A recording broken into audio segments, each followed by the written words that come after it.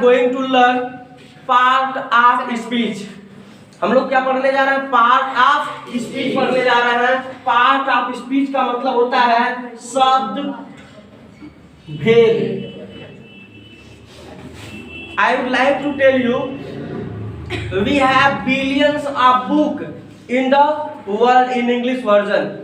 मैं आपको बताना चाह रहा हूं कि इस पूरे संसार में करोड़ों किताबें हैं, बिलियंस ऑफ बुक हैं, और वह इंग्लिश वर्जन में है, इंग्लिश में प्रकाशित है।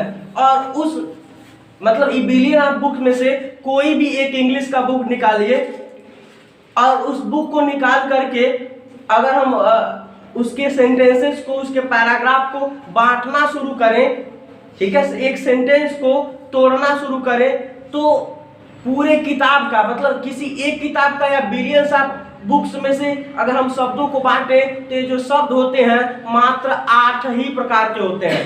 मतलब मेरे कहने का मतलब यह है कि आप किसी भी किताब को उठा लीजिए और उसको बांटना शुरू कर दीजिए, उसके शब्दों को तोड़ना शुरू कर दीजिए, तो वे केवल 8 ही भागों में बटेंगे। और ये जो 8 भाग होते हैं ना, वही पार्ट ऑफ स्पीच कहलाते हैं। मैं यह कहना चाह रहा हूं कि all the English words are divided into 8, कहीं कहीं लिखा है 9 group according to the work.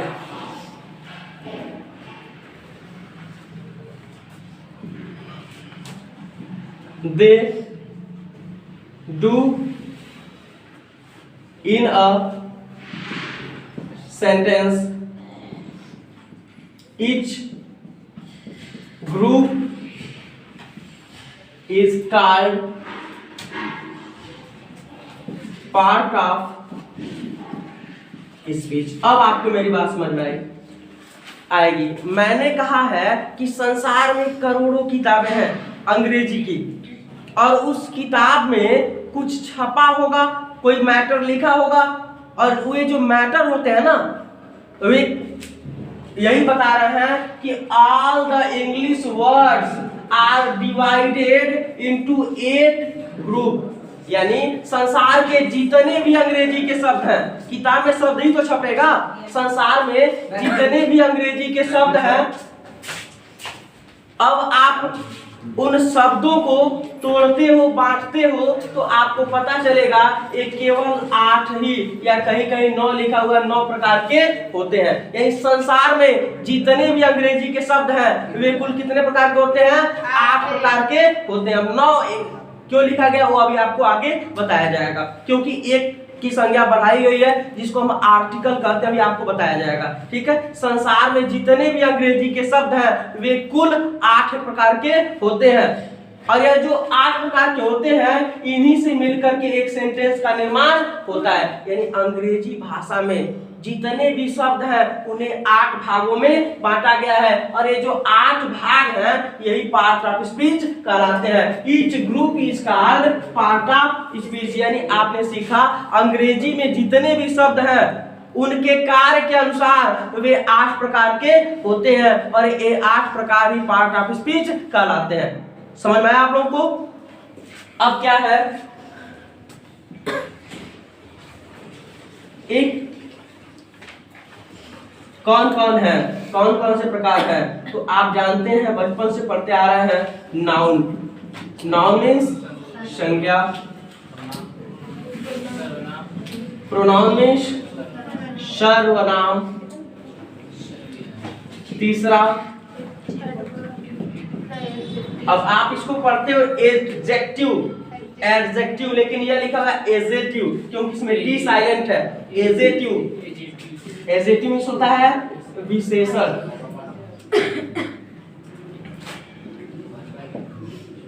Verb means होता है क्रिया।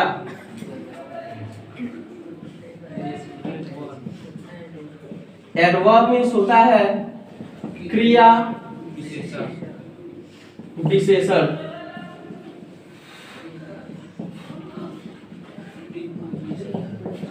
प्रीपोजिशन मीन्स होता है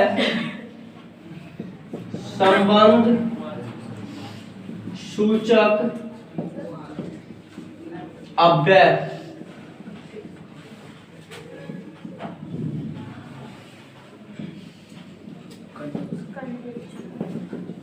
कंजंक्शन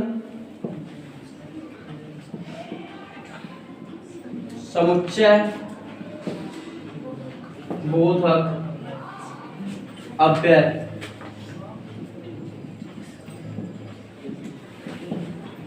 इंटरजेक्शन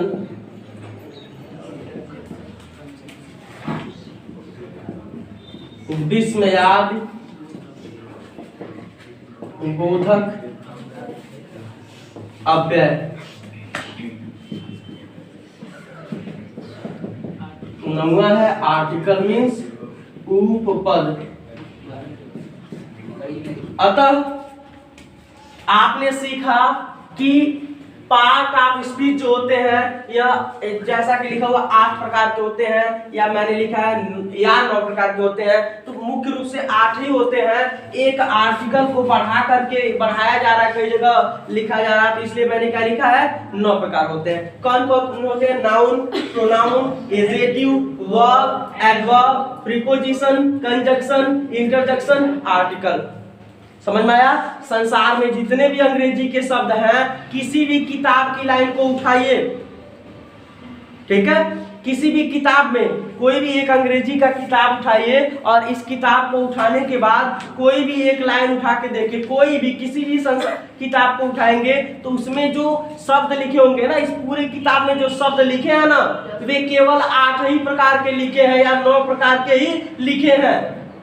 ठीक है, कोई भी लाइन उठाएंगे और उसे पढ़ना शुरू करेंगे तो ये केवल और केवल कितने प्रकार के होते हैं? 8 या 9 प्रकार के ही होते हैं, और ये 8 या 9 प्रकार ही पार्ट ऑफ स्पीच कहलाते हैं। कोई प्रॉब्लम किसी को? स्टूडेंट्स, क्या आपको पता है कि ऐसा भी सेंटेंस हो सकता है जो एक ही सेंटेंस में पूरे के पूरे पार्ट ऑफ स्पीच आ जाए?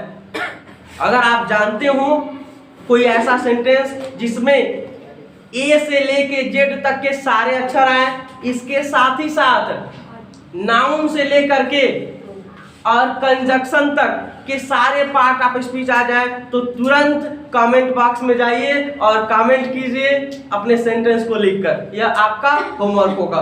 वैसे वीडियो पॉज कीजिए और यह कार्य कर लीजिए, मैं आपको बताने जा रहा हूं।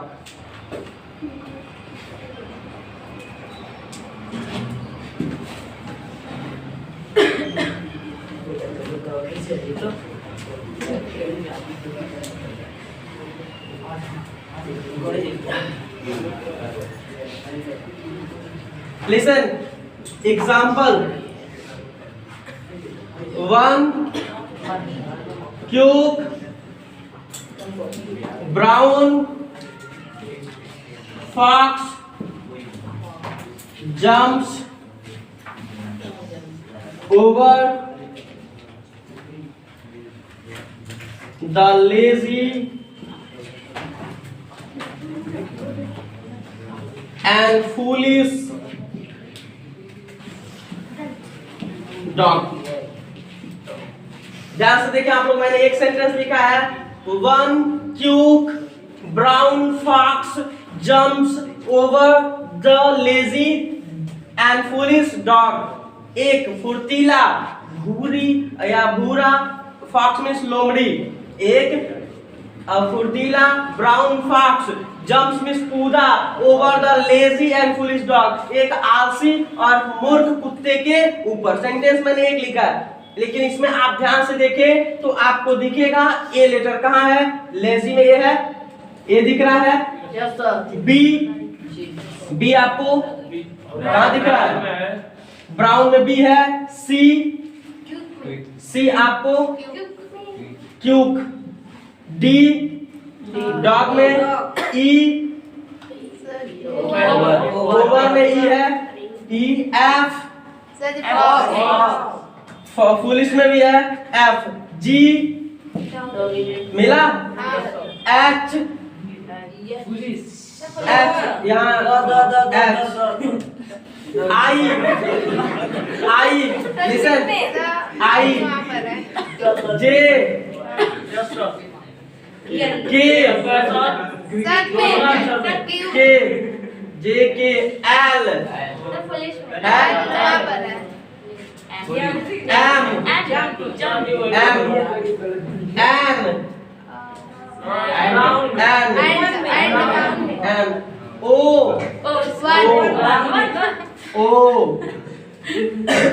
ओ पी या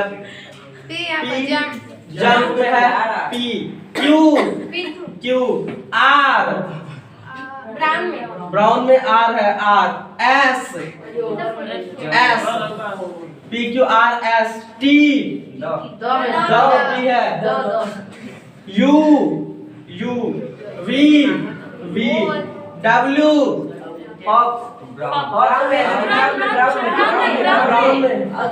एक्स वाई एंड जेड। आपने क्या देखा, एक ही सेंटेंस के अंतर्गत ए से लेके सारे लेटर आ गए।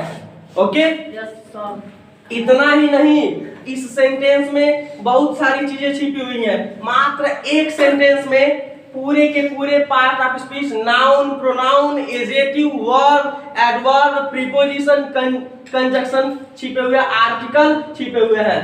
फिर वीडियो पॉज कीजिए और पॉज करके कमेंट कीजिए कि इसमें कौन कौन से पार्ट ऑफ स्पीच कहां पर छिपे हुए हैं। आपको बताना है नाउन कौन कौन सा है, या ऐसे बताइए वन क्या है,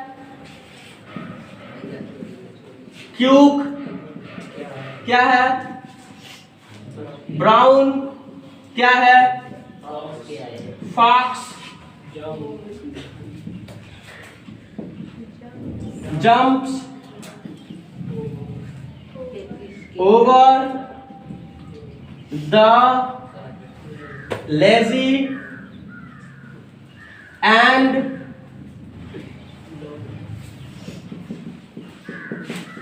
फुलिश डॉग।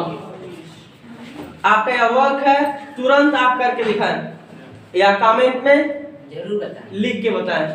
ओके स्टूडेंट्स, आपका यह जो वन है यह प्रोनाउन है, और यह वन इंडिफिनिट प्रोनाउन के अंतर्गत आता है। इंडिफिनिट प्रोनाउन के अंतर्गत आता है। जब आपको मैं प्रोनाउन पढ़ाऊंगा तो मैं बताऊंगा कि इंडिफिनिट प्रोनाउन क्या होता है। क्यूक एडवर्ब है, ब्राउन एजेटिव है, फॉक्स नाउन है, जंप्स मींस कूदना वर्ब है, ओवर प्रीपोजिशन है, द आर्टिकल है, लेजी एजेटिव है, एंड कंजक्शन है, और फुलिश एजेटिव और डॉग नाउन है। अब कैसे है मैं आपको एक एक क्रम से पढ़ाने वाला हूं। स्टूडेंट्स, यह पार्ट ऑफ स्पीच एक बहुत ही बड़ा लेसन है और बहुत ही इंपॉर्टेंट लेसन है। It is known as the backbone of grammar, मतलब इसको पार्ट ऑफ स्पीच को ग्रामर की रीढ़ की हड्डी बोला जाता है। क्या बोला जाता है? रीढ़ की हड्डी बोला जाता है, जो आपके बैकबोन होता है पीछे। मतलब अगर बैकबोन ना हो तो आप झुक जाओगे। उसी तरह अगर आपका पार्ट ऑफ स्पीच सही ना हो तो आपके अंग्रेजी में करेक्शन नहीं आ सकता। बहुत सारी चीजें आपको इस लेसन के अंतर्गत सीखने के लिए मिलेंगे। It is known as, I think, the heart of grammar. इसको हम क्या कह सकते हैं? ग्रामर का हार्ट। ऐसे बनाते हो ना आप लोग, हार्ट ऑफ ग्रामर। इसको क्या बोलते हैं? हार्ट ऑफ ग्रामर बोलते हैं। ओके, सो आप लोग खूब अच्छे से पढ़ो। डेली मैं आपको एक एक टॉपिक्स पढ़ाता जाऊंगा और आपको वीडियो में देता जाऊंगा।